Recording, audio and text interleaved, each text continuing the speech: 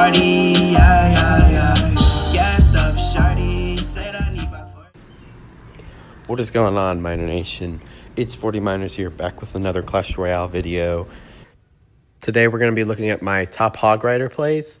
And on a side note, make sure you join my new clan, Miner Nation. We only have 4 members now, but we're going to try to grow to at least 10 so we can start a clan war. I will be doing my battles in the training arena just to get better gameplay for you guys, because if I did it in the battle arena, then I would probably get not as good results because they'd stop the push or I'd have to defend. And this is my normal battle deck that I usually use when I battle, so you guys are getting first-hand gameplay of what I do. And so this is good here. I have all my spells. I can just put a Hog Rider down and I'll follow it with a log. I'll put a Hog Rider down and then follow it with a Zap, depending on what they put down, a ground or air troop. So I'll probably just go Zap the Sparky, because why not? Because you probably already know that the Hog Rider and then Zap is common. So I'm going to go ahead and put down the Knight and then have the Hog Rider push it to the tower to kind of get it there faster, and we'll get double hits on the tower.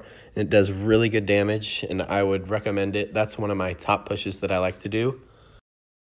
So we're just going to kind of cycle back to my Hog here to show you my next push, which is Lumberjack in the front to get the rage dropped, and then in the back I will put my Hog Rider to kind of push it to the tower. And I know the tower only has 125 health left, but I'm still going to put it down just to show you guys the push.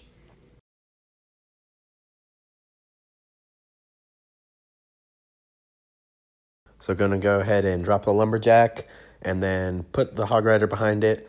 And I know it's going to take the tower out pretty easily, but this is a really good push if they don't stop it. And if they do stop it, the Lumberjack will likely die in the front, causing the rage to drop, and the Hog Rider is going to get some really nice damage there. And that's about all of my Hog Rider pushes for this deck. So I'm going to move on to my second deck. We're going to switch to that second deck. I'm probably going to switch up a few cards. I'm going to put in Ice Spirit for the Knight. And Goblin Barrel, Goblin Barrel in for the Inferno Tower. And let's see what else. Maybe a Bandit. No, not a Bandit. No, not a Bandit. Okay.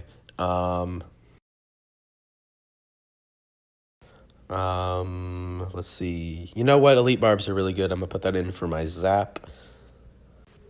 All right, I think that looks good. Let's just jump into battle.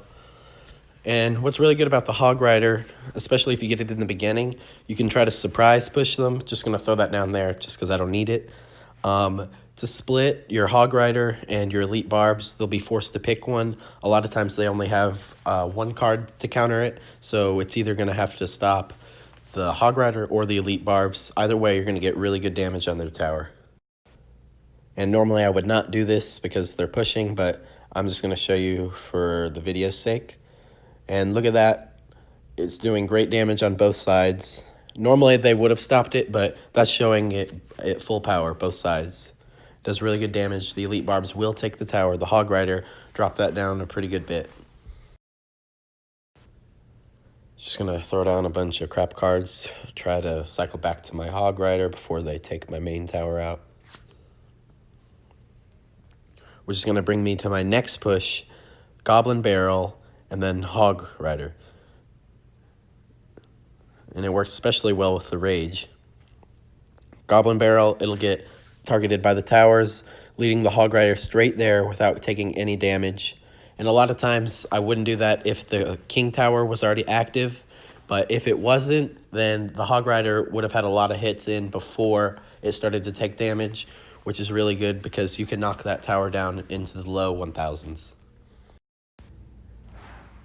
And I'm probably just going to let them take it out, just because why not start over at the 2 towers so I can get another push for you, which will be split Goblin Barrel, and then I'll have Hog Rider on the other side.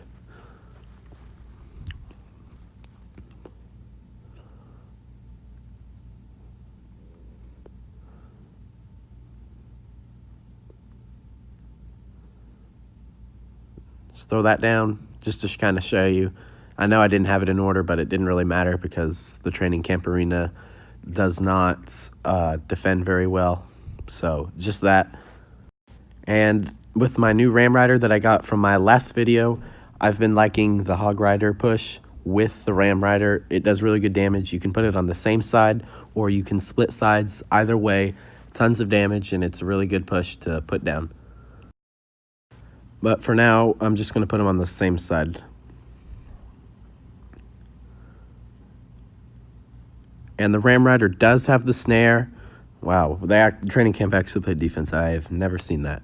But the Ram Rider does have her snare, which is really, really good because it temporarily disables the troop that the opponent will place down, and it's really hard to counter it with the snare. I find myself in trouble a lot of times when the Ram Rider's put down against me.